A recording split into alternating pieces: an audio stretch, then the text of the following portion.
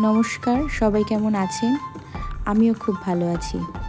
দিনটা ছিল 20 জুলাই, মানে শনিবার। একটা ছুটি নিয়ে সকাল সকাল বেরিয়ে পড়েছিলাম কাকদ্বীপ, মানে বাবা যেখানে থাকে সেখানকার উদ্দেশ্যে। সকাল 9টা নাগাদ বেরিয়েছিলাম, পৌঁছাতে পৌঁছাতে বেলা 3টে হয়ে গেছিল। রাস্তাতেই লাঞ্চ করে নিয়েছিলাম। আগেরবার কাকদ্বীপ থেকে যখন বকখালি গেছিলাম, বাবা অফিসের কাজের জন্য যেতে পারেনি। এবার কিন্তু বাবাকে সাথে নিয়েই গেছিলাম। এবার শুধু বকখালি না, আরও 2-1টা জায়গা ঘুরেছি বকখালির সাথে সাথে। প্রথমে গেছিলাম হেনরি আইল্যান্ড বলে একটি জায়গাতে, কিন্তু সেখানে রাস্তার কাজের জন্য আমাদেরকে ঢুকতে দেয়নি। এইখানে এই টিকিট কাউন্টারের এই দাদা ওটাই বলছিলেন। তারপরে সেখান থেকে চলে গেছিলাম ফ্রেজারগঞ্জে। জায়গাটা যে কতটা সুন্দর, আর আরও সুন্দর ছিল তখনকার আবহাওয়াটা। আকাশে মেঘ আর ছিল ভীষণ রকমের হাওয়া আর টিপটিপ বৃষ্টি। সব কিছু মিলিয়ে একটা দারুণ অভিজ্ঞতা। জানি না ভিডিওতে কতটা বোঝাতে পারছি, বাট আকাশটা কিন্তু ঠিক এইরকমই ছিল, পুরোপুরি মেঘাচ্ছন্ন আর ঝোড়ো হাওয়া। জল এতটাই আছড়ে পড়ে পাড়ে যে পাড়গুলো পুরো ভেঙে যাচ্ছে, সেই জন্য পাড় বাঁধানোর কাজও কিন্তু চলছে। এখানে লোকজন কিন্তু বিশেষ নেই, আমরাই ছিলাম আর যারা কাজ করছিল তারাই ছিলেন। যদি জায়গাটাতে না যেতাম, সত্যিই জায়গাটা কিন্তু মিস করতাম।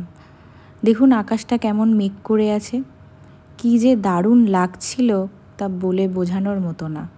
ওই দিকের পাড়গুলো পুরো বাঁধানো হয়ে গেছে। এক্স্যাক্টলি কতটা হাওয়া বইছে সেটা যদি একটু বোঝাতে পারতাম।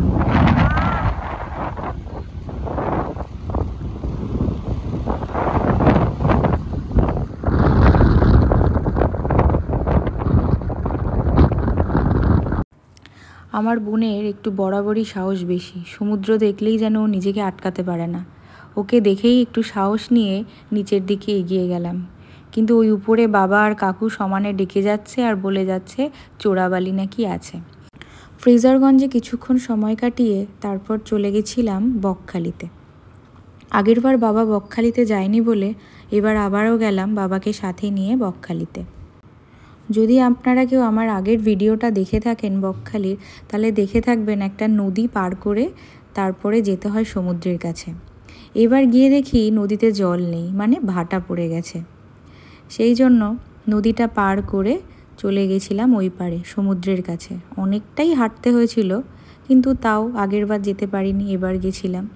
নদীটা পার করে এপাশে হাঁটার পর এক্স্যাক্টলি নদীটাকে ঠিক এরকম লাগছিল, চারিদিকে চর আর চর। তারপর পিসির মেয়ে, পেছনে মা, আমি এখানে, পেছনে পূজা। এইখানে বোনকে জিজ্ঞেস করছিলাম তোর কেমন লাগছে। ওর এক্সপ্রেশন দেখেই বুঝতে পারছেন এক্স্যাক্টলি কতটা সুন্দর লাগছে। এরপর একটু জলে নেমে পা ভিজিয়ে 2-1টা ছবি তুলে ভিডিও তুলে নিয়েছিলাম।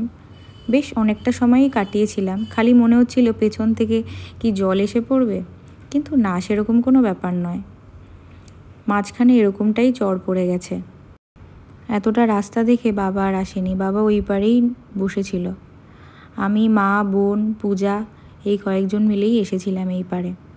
সন্ধ্যা হয়ে যাচ্ছে দেখে বারবার বাবা ফোন করছিল, আবার তো বাড়ি ফিরতে হবে, মানে হাবড়ার উদ্দেশ্যে। ওখান থেকে বেরোতে বেরোতে প্রায় 7টা বেজে গেছিলো, আর বাড়ি ফিরতে প্রায় 1:30টা। অনেকটাই সময় রাস্তায় কেটে গেছে। তারপর আবার একটু প্ল্যান ছিল ডায়মন্ড হারবারে দাঁড়ানোর, মানে ওই ইলিশ বাজারে। আগেরবার ভিডিও করতে ভুলে গেছিলাম, কিন্তু এবার মনে করে ভিডিও করেছি। সত্যি মাছগুলো দেখলেই মন ভালো হয়ে যায়। যারা ইলিশ খেতে ভালোবাসেন অবশ্যই তাদের জন্য। এরপর মধ্যমগ্রামের ওই ধাবা থেকে রাতে ডিনারটা কমপ্লিট করে বাড়িতে ফিরলাম। আজকের ভিডিওটা এখানেই শেষ করছি। খুব তাড়াতাড়ি আবার দেখা হবে নতুন কোনোভাবে, নতুন কোনো ভিডিওতে।